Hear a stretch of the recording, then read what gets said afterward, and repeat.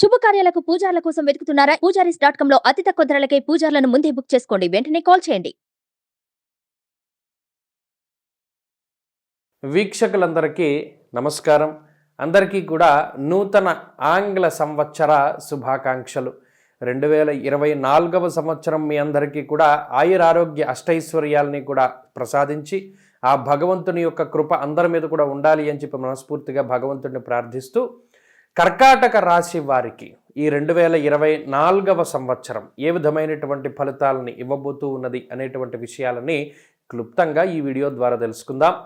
2023 గనక చూస్తే కర్కాటక రాశి వారికి అంత కలిసొచ్చినటువంటి సంవత్సరం అయితే కాదు. ఎందుకంటే జాతకంలో బలం ఉంటేనే తప్పితే, కొంతమందికి యోగిస్తుంది ఒక్కొక్క సందర్భంలో గోచారం ఇది. జాతక భాగంలో దశాంతర దశలు యోగిస్తే గోచారంలో కొద్దిగా పరిస్థితులు బాగా లేకపోయినా మంచి ఫలితాలని ఆశించవచ్చు. అయితే సాధ్యమైనంత వరకు కర్కాటక రాశి వారికి అవకాశాలు దగ్గరికి వచ్చి వెనక్కి వెళ్ళిపోవడం, పెళ్ళిళ్ళు కుదిరి వాయిదా పడుతూ ఉండడం, లేదా దగ్గర వరకు వచ్చి ఏదైనా దగ్గర వరకు వచ్చి వెనక్కి వెళ్ళిపోవడం అనేటువంటి విషయాలు చాలా ఎక్కువగా జరుగుతూ ఉంటాయి. ఊరిస్తూ ఉంటుంది జీవితం.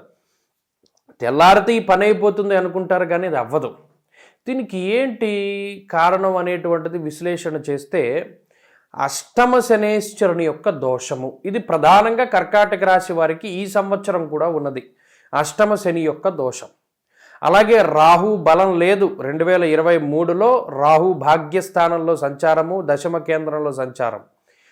అయితే గురు బలం కూడా లేదు. గత సంవత్సరం దశమ కేంద్రంలో గురుని యొక్క బలం లేదు. అందువల్ల అది సాధారణంగానే ముందుకు సాగింది. ప్రతిదీ కూడా అంత చెప్పుకోదగినటువంటి స్థితి లేదు. 100 మార్కులకి మీరు పరిస్థితుల్ని అబ్జర్వ్ చేసుకుంటే, ఉదాహరణకి ఓ పరీక్షని 90 మార్కులు మనకు వస్తాయి అని మీరు అంచనా వేసుకుంటే అది 60-70 వరకే వచ్చి ఆగిపోతుంది. ఎంత శ్రమ చేసినా ప్రతిఫలం తక్కువ గత సంవత్సరం. ఎందువల్ల? అదృష్టం లేదు. మరి ఈ సంవత్సరము గురుబలం వస్తూ ఉన్నది. ఇది ఒక అదృష్టకరమైనటువంటి విషయంగా చెప్పచ్చు.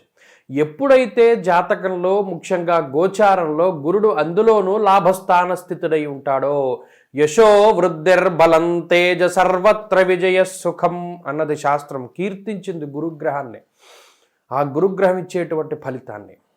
యశో వృద్ధిర్బలం తేజ సర్వత్ర విజయ సుఖం శత్రునాశో మంత్రసిద్ధి. ఎంత గొప్ప గొప్ప విషయాలని కూడా గురుడు ప్రసాదిస్తున్నారో చూడండి. శత్రునాశో మంత్రసిద్ధి.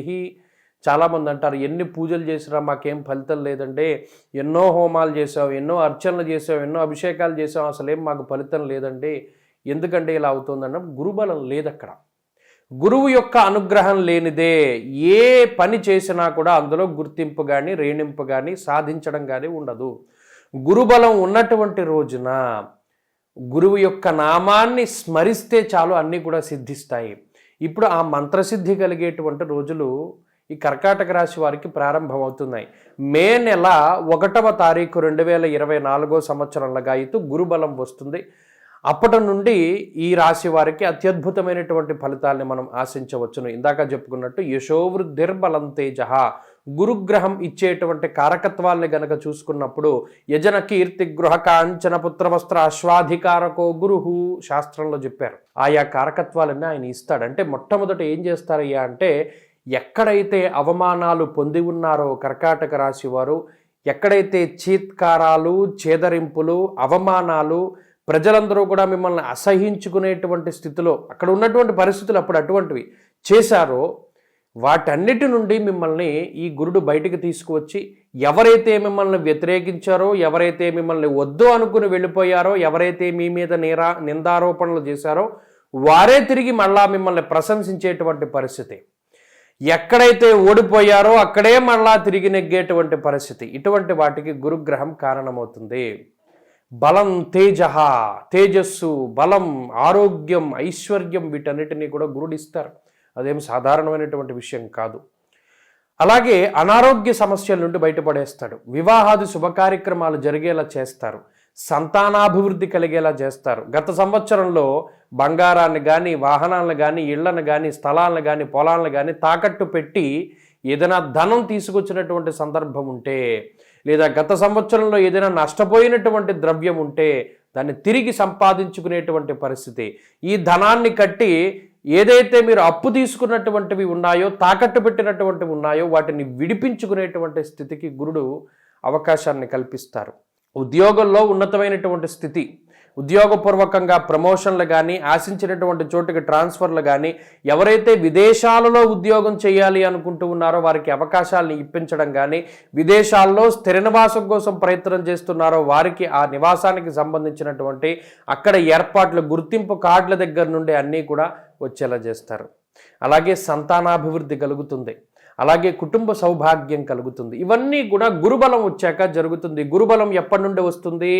మే నెల 1వ తారీఖు నుండి వస్తుంది. మరి అప్పటి వరకునో ఈ అష్టమంలో ఉండేటువంటి శని, భాగ్యంలో ఉండేటువంటి రాహు కొంత పీడించడానికి అవకాశం ఉంటుంది. అనగా నానా కార్య విరోధస్య వ్యాధి పీడా ధనక్షయం, శాస్త్రంలో క్లియర్గా చెప్పారు. నానా కార్య విరోధస్య, ఏ కార్యక్రమమైనా కానివ్వండి, అందులో నానా కార్య విరోధస్య, ఆ కార్యక్రమాలు అన్నీ కూడా చాలా ఇబ్బందులు పడిపోతూ ఉంటారు. అంటే అసలు పనులు ముందుకు సాగనటువంటి పరిస్థితికి ఈ గ్రహస్థితి కారణమవుతుంది. అలాగే భాగ్యస్థానముందు ఉండేటువంటి రాహుగ్రహం యొక్క సంచారం కూడా అది అంత కలిసొచ్చేటువంటిది కాదు. ఈ భాగ్యరాహు ఉండేటువంటి స్థితిగతులు కూడా కొంత ఇబ్బందిగా ఉంటాయంటే యాన్సెస్టర్ ప్రాపర్టీస్, ఏవైతే వంశపారంపర్యంగా వచ్చినటువంటి ఆస్తిపాస్తులు ఉంటాయో అవి అమ్ముకునేటువంటి స్థితికి రాహు కారణమవుతారు. వంశపారంపర్యంగా వచ్చినటువంటి వ్యాపారాలు, వంశపారంపర్యంగా వచ్చినటువంటి గౌరవం, సంపద ఏదైతే ఉన్నదో అది పాడు చేసుకునేటువంటి విధంగా, అనగా వాటిని ఖర్చు పెట్టేసో లేదా వాటి రూపాంతరం చెందిస్తారు. అంటే వంశపారంపర్యంగా మీకు ఒక ఇల్లు వచ్చిందనుకోండి, ఆ ఇల్లు ఇప్పేసి కొత్త ఇల్లు కట్టుకుంటారు. అలాగే బంగారం వచ్చిందనుకోండి, ఆ బంగారాన్ని అమ్మేయడమో లేదా దాన్ని మళ్ళీ కొత్తగా చేయించుకోవడమో, దాన్ని ఇంకోటి రూపాంతరం చెందేలా చేస్తారు. ఇటువంటి వాటికి రాహువు శని కారణమవుతారు. కాబట్టి అటువంటి వాటి పట్ల కొద్దిగా జాగ్రత్తగా ఉండాలి తప్పితే మిగతావన్నీ కూడా గురుబలం వస్తే ఈ రాశి వారికి అద్భుతంగా ఉంటుంది. ఉద్యోగాభివృద్ధి, వ్యాపారాభివృద్ధి చాలా చక్కగా జరుగుతుంది. అది భాగస్వామ్య వ్యాపారమైనా, సొంతంగా పెట్టుకున్న వ్యాపారమైనా, వంశపారంపర్య వ్యాపారమైనా, ఏ వ్యాపారమైనా అభివృద్ధి పదంలో ఉంటుంది. చదువుకునేటువంటి వారికి కూడా గురుబలం రావాలి. గురుబలం వస్తే అద్భుతమైనటువంటి పరిస్థితులు ఉన్నాయి. అలాగే స్త్రీలకు ప్రత్యేకించి ఈ గ్రహస్థితి ఆర్థికాభివృద్ధి, వివాహము, సంతానము, సౌభాగ్యం ఇటువంటి వాటికి కారణమవుతుంది. కాబట్టి వాహన యోగాన్ని కలిగిస్తుంది. కాబట్టి అంతా కూడా శుభంగానే ఉంటుంది. మొత్తం మీద చూస్తే కర్కాటక రాశి వారికి గురుబలం వచ్చిన లగాయతు 2024వ సంవత్సరం శుభ ఫలితాన్ని ఇస్తుంది. గురుబలం వచ్చేంత వరకు, అనగా మే నెల వచ్చేంత వరకు కూడా కొంత జాగ్రత్తగానే ఉండాలి. జాగ్రత్తగా ఉంటూ ఏం చెయ్యాలి? శనివారాలు నియమం పాటించాలి. ప్రతి శనివారం నాడు శన్యోష కాలమందు, శనిహోరా సమయమందు ఈశ్వరాభిషేకం చేసుకోవాలి, తిలదానం ఇవ్వాలి. అలాగే శనేశ్వరుని యొక్క స్తోత్ర పారాయణ చెయ్యాలి. శనివారం నాడు మద్యమాంసాలు భుజించకూడదు, తైల సంస్కారం చెయ్యకూడదు, స్వామివారికి ఆరాధన ఇవన్నీ చేసి ఒంటిపూట భోజనం చెయ్యాలి. ప్రతిరోజు కూడా ఆంజనేయ స్వామి వారి యొక్క అష్టోత్తర శతనామావళిని పారాయణ చేస్తూ ఉంటే ఈ సంవత్సరం మరింత అత్యద్భుతమైనటువంటి ఫలితాలు కర్కాటక రాశి వారికి వస్తాయి. స్వస్తి.